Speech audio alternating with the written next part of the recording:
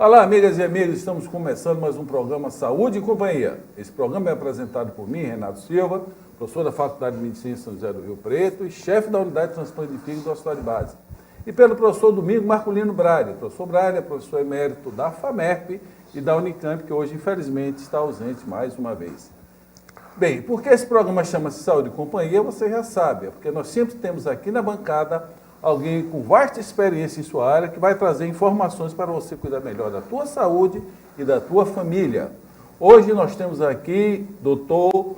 Otávio Risse Júnior. Dr. Otávio Risse, ele é de São José do Rio Preto, ele formou-se na Santa Casa e desde 1995 ele está aqui coordenando um dos núcleos mais importantes do nosso complexo FUNFARM-FAMERP, que é o Hemocentro. Ele é hematologista, ou seja, é um especialista em doenças e estudos do sangue. Ele é mestre e doutor e faz parte do Departamento de Clínica Médica 2. Risse, explica para a população o que é um hemocentro. O que é o hemocentro? O hemocentro é uma estrutura que foi montada a partir da Constituição de 88, quando o Brasil sentiu a grande necessidade, com aquela epidemia de AIDS que estava ocorrendo no Brasil, né, de montar uma estrutura pública de sangue. Então o governo fez uma estrutura que todo estado deveria ter um hemocentro, coordenador, e depois os hemocentros regionais. Então no estado de São Paulo foi montado um hemocentro coordenador, que foi pela Fundação Pro Sangue, no HC de São Paulo, na USP.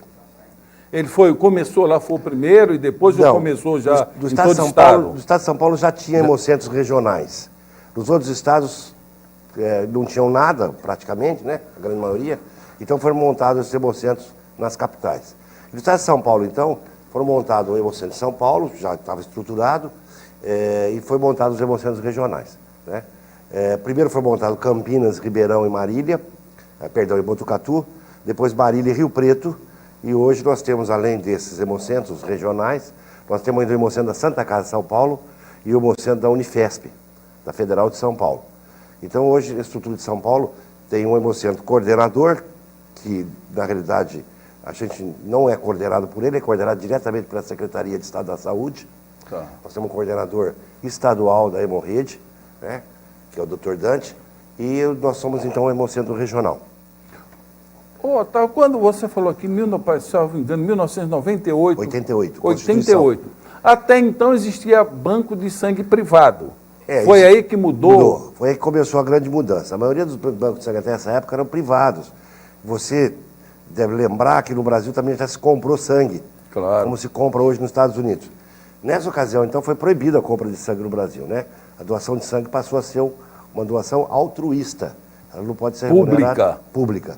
Ela não pode ser remunerada de forma nenhuma, nem nos hemocentros particulares hoje. Eles não podem remunerar um doador de sangue.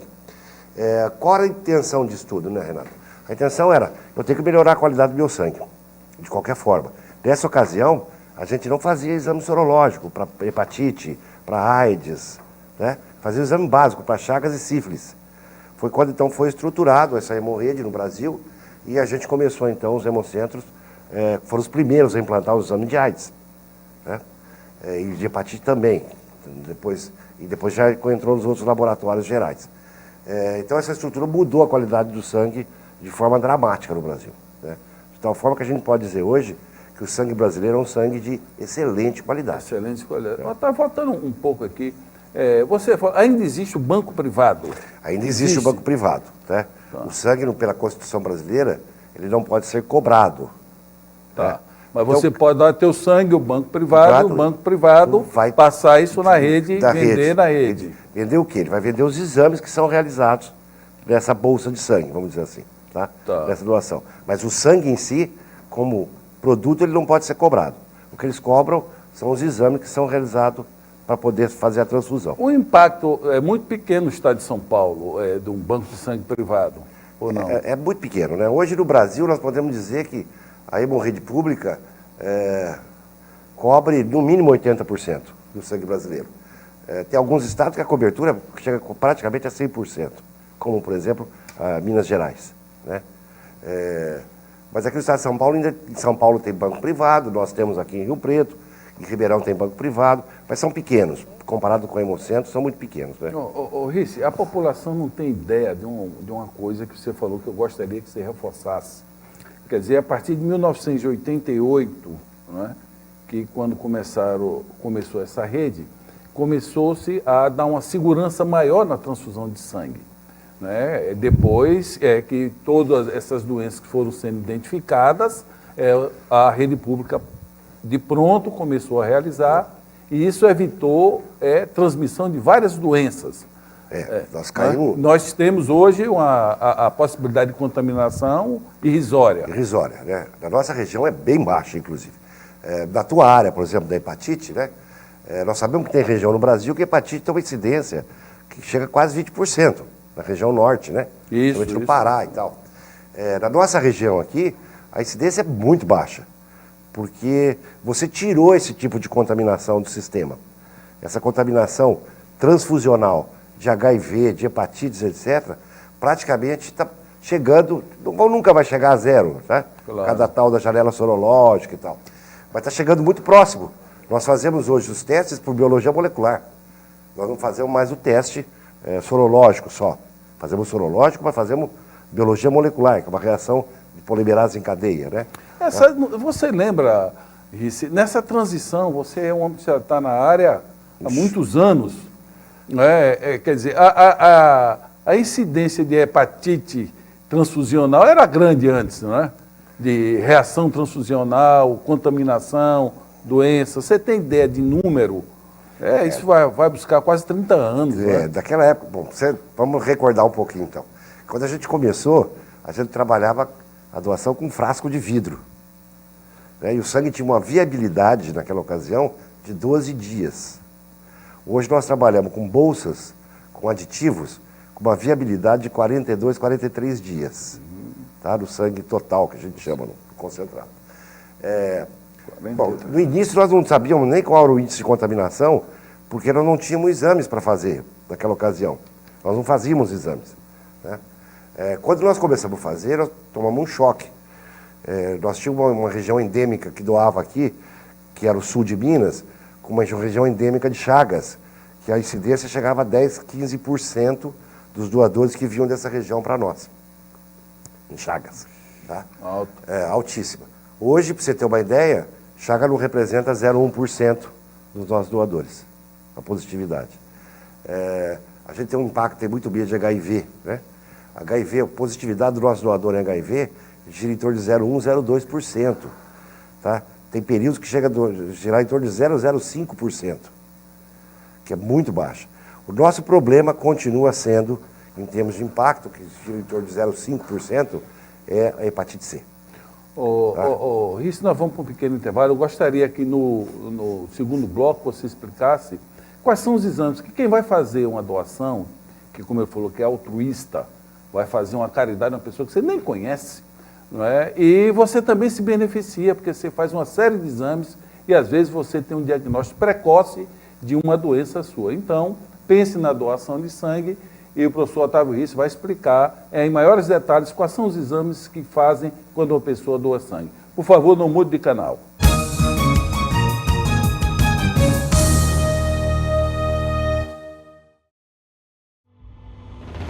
Respeito ao ser humano, credibilidade, ética, transparência e atendimento humanizado.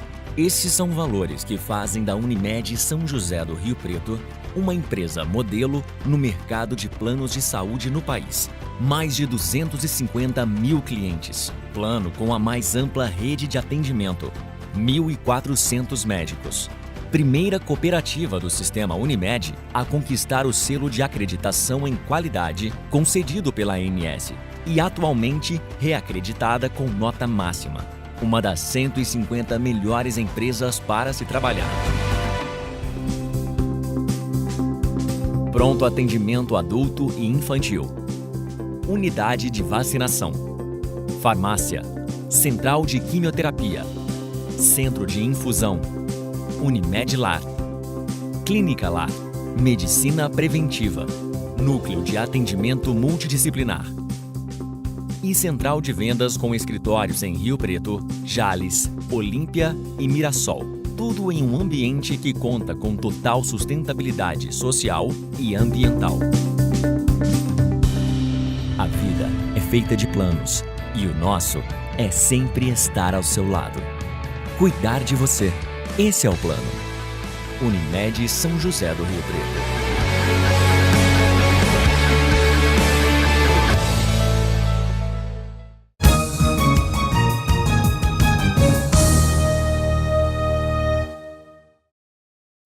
Olá, amigas e amigos, estamos voltando com o segundo bloco do programa Saúde e Companhia, hoje com a honra da presença do professor Otávio Risse. No bloco anterior, eu perguntei a ele, fiz o seguinte comentário: quando você doa sangue, imagina essa tragédia que teve ontem em Los Angeles, não é? Em Las Vegas, não é? Então, de repente, você precisa ter uma catástrofe, você precisa de muito sangue. E sem sangue, infelizmente, eu quero que ele fale isso também, não temos nada artificial ainda para substituir o sangue. Então, a doação é igual ao transplante, porque transfusão é um transplante. Então, se você vai doar sangue, você também se beneficia. Além da caridade, também são feitos inúmeros exames. Quais são esses exames, Risse? Deixa eu só comentar, você tocou num assunto importante. O primeiro transplante feito no mundo é a transfusão de sangue. Sim. Tá? E foi feito há muito tempo atrás, começou há mais de 2000 anos. Por quê? O sangue é um tecido vivo, como o fígado é um tecido vivo, como o coração é um tecido vivo. Então, o sangue é um transplante realmente, tá? Bom, qual a importância, primeiro, qual a importância de doar sangue para o doador? Primeiro, é um ato altruísta, ok? Mas toda vez que ele doa sangue, ele passa numa entrevista clínica detalhada, né? Que qualquer problema clínico vai surgir ali, ele vai ser encaminhado já para a área especializada. E todas as vezes que ele doar sangue, ele vai ser submetido a uma bateria de 12 exames, tá? Nós vamos começar vendo se ele tem anemia, depois nós vamos ver se ele tem AIDS, se ele tem hepatite B, se ele tem hepatite C, se ele tem chagas, se ele tem sífilis, se ele tem um vírus chamado vírus linfotófico T humano, ou vírus da leucemia T humana, e ainda vamos investigar se ele tem anemia hereditária. Se ele doar 10 vezes, ele vai ser submetido a essa bateria 10 vezes. Cada vez que ele doar, os exames serão repetidos. Repetidos, é obrigatório, né? Por quê?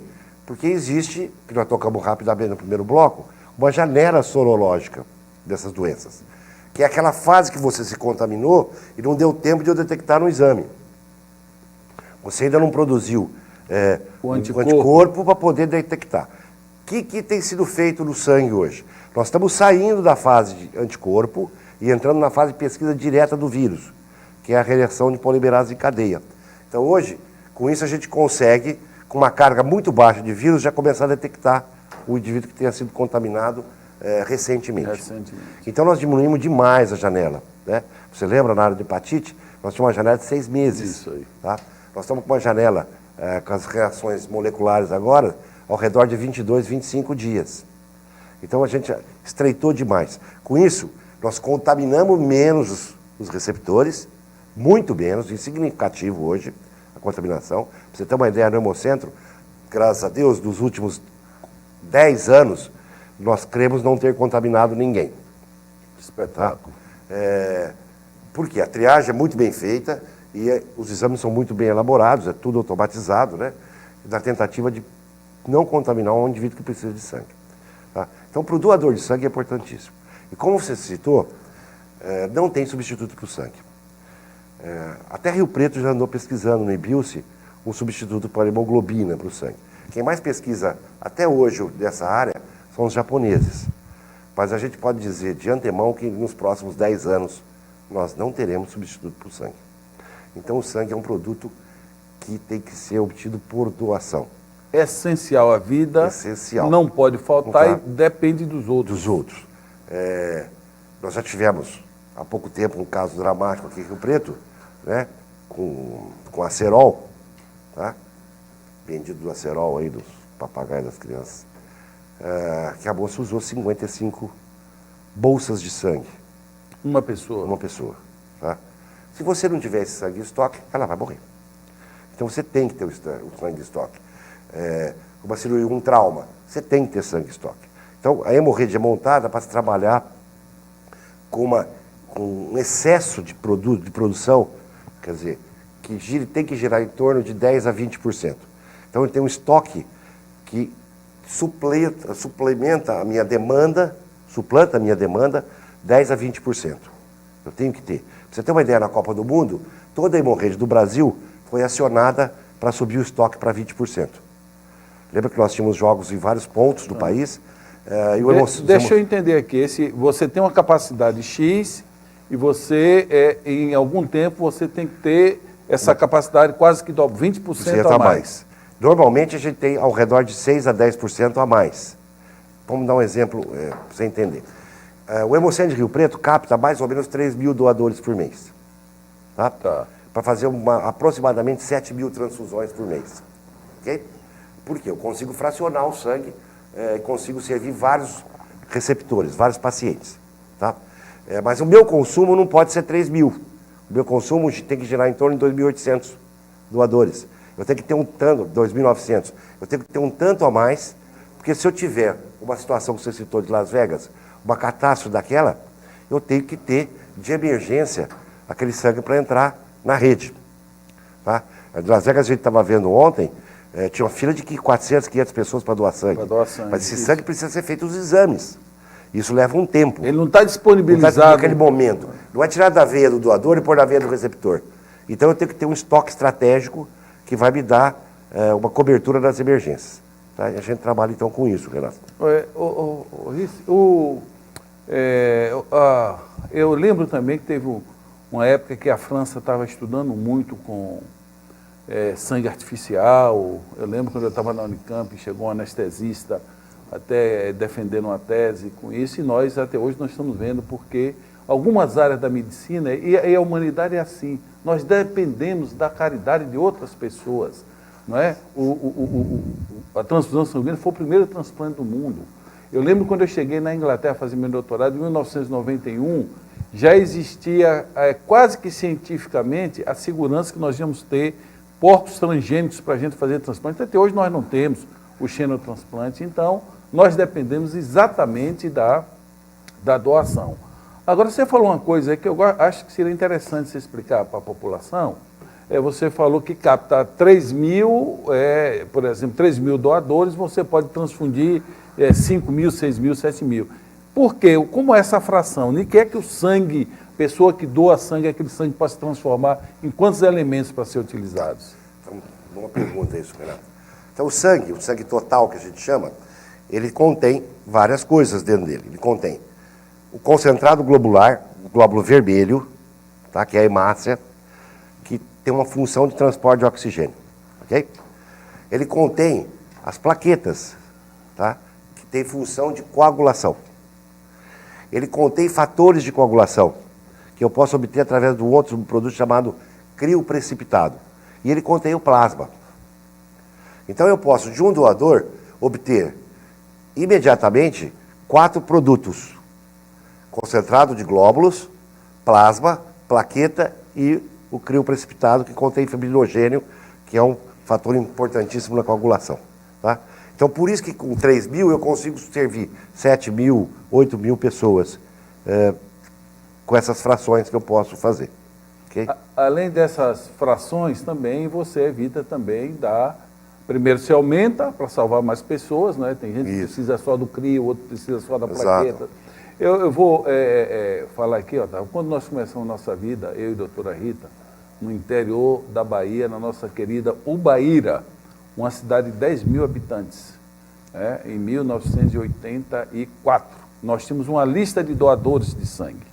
Então, quando tinha uma tragédia na cidade, a gente ia na prefeitura, precisava, a prefeitura anunciava, essa pessoa ia no hospital e a doutora Rita era que fazia as provas cruzadas e injetava direto no doente. Claro que isto o conhecimento da época, guerra, não é? Então era uma coisa que hoje não se faz mais, mas com certeza nessas transfusões salvou muitas vidas, mas também foi muita contaminação, sem sombra de dúvida, porque nós não fazíamos nenhuma sorologia. Bem, nós vamos para mais um intervalo e no próximo bloco o doutor Otávio Risso vai explicar o que é o redome, como é a doação de medula e qual é o papel da doação de medula. Por favor, não mude de canal.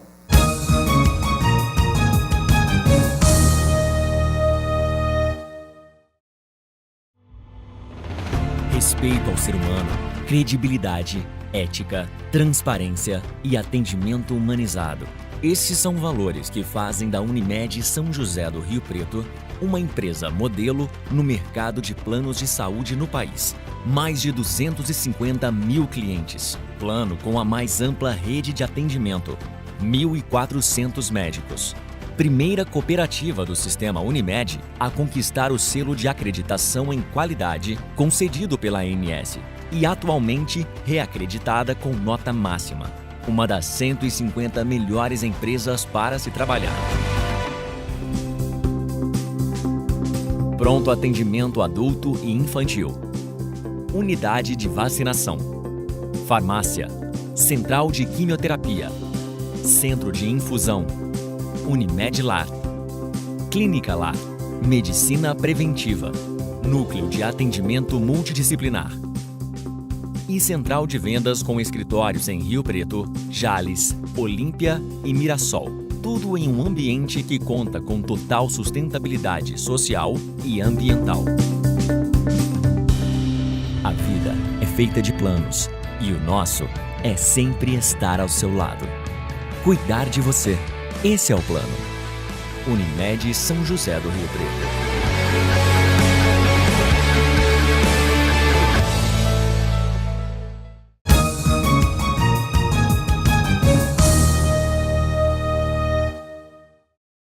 Olá, amigas e amigos, estamos voltando, infelizmente, com o último bloco, mas o doutor Otávio já está convidado a voltar aqui, porque é muito complexa